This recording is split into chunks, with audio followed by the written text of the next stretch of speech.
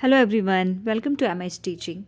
आज की इस वीडियो में हम करेंगे difference between manure and fertilisers. अब ये मैन्योर और फर्टिलाइज़र्स हैं क्या? जब हम अपने खेतों में क्रॉप्स लगाते हैं तो उनकी आउटपुट अच्छी मिले हमें, तो इसके लिए हमें उन पौधों को न्यूट्रिएंट्स भी देने पड़ते हैं। तो वो न्यूट्रिएंट्स हम देते हैं मैन्योर की फॉर्म में या फिर फर्टिलाइज़र्स डाल के खेतों में। तो आज की इस वीडियो में हम इन्हीं का डिफरेंस करेंगे, that is difference between manure and fertilisers. अगर आपने मेरा कल का वीडियो नहीं देखा होगा तो आप एमएच टीचिंग चैनल पे जाके देख सकते हैं, वहाँ हमने मैन्योर और फर्टिलाइज़र डिटेल में डिस्कस किया हुआ है। तो मैन्योर क्या होता है? इसको हम बोल सकते हैं जैसे कि गोबर से बनी हुई खाद, गोबर या फिर एनिमल एक्सक्रीटा और प्लांट वेस्ट जो होते हैं, प्लांट की डेड लीव्स या ब्रांचेस से वो जब गल सड़ जाती हैं तो वो एक डार्क ब्राउन या ब्लैक कलर का सब्सटेंस तैयार होता है, that is known as manure. और फर्टिलाइज़र्स जो होते हैं वो तो बोरियों में पैक होके फैक्ट्रीज में बनते हैं और वहीं से आते हैं। तो what is manure? Manure is semi decomposed material derived from animal excreta, crop residue भी होते हैं और अदर किचन वेस्ट एट्सेट्रा।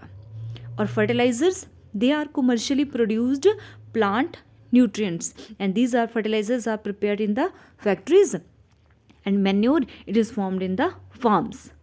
पहला डिफरेंस हो गया। दूसरा आया, जो मैन्योर होती है वो प्लांट्स को बहुत ज़्यादा अमाउंट में चाहिए होती है, it is required in large quantity.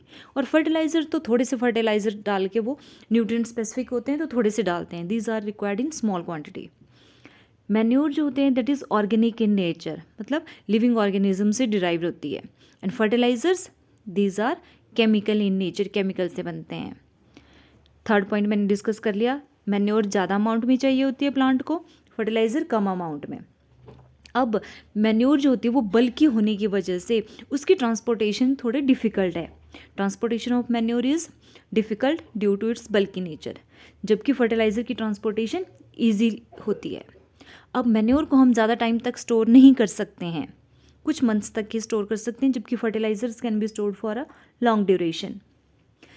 Manure जो होती है that is not nutrient specific, ये न्यूट्रिएंट स्पेसिफिक नहीं होती है, जबकि बाज़ार से अगर आप फर्टिलाइज़र लाओगे तो वो न्यूट्रिएंट स्पेसिफिक होती है। कईयों में नाइट्रोजन ज़्यादा होगा, कईयों में फॉस्फोरस ज़्यादा होगा, तो fertilisers are nutrient specific.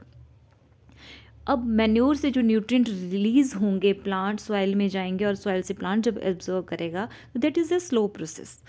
Bye the manure the nutrients are released slowly, जबकि फर्टिलाइजर्स वो एकदम से उनके न्यूट्रिएंट्स प्लांट से एब्जॉर्ब कर लेते हैं, दे आर अवेलेबल इमीडिएटली।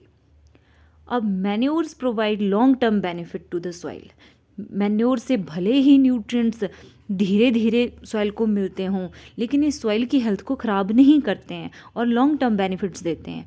जबकि अगर आप फर्टिलाइज़र ज़्यादा डालोगे तो ये, या फिर रेगुलरली डालोगे तो ये शॉर्ट टर्म बेनिफिट्स देंगे और धीरे धीरे सॉइल की जो नेचुरल फर्टिलिटी है वो ख़त्म हो जाएगी। और manure it is cheap, manure is cheap whereas fertilizers are costlier, ये महंगे होते हैं। And manures do not harm the crops and soil if added in excess whereas excess of fertilizers are harmful to the crops. Here you can say manure जो है that is brownish और dark black colour का भी होता है, और दूसरी side आप देख सकते हैं ये फर्टिलाइजर्स होते हैं। क्लियर?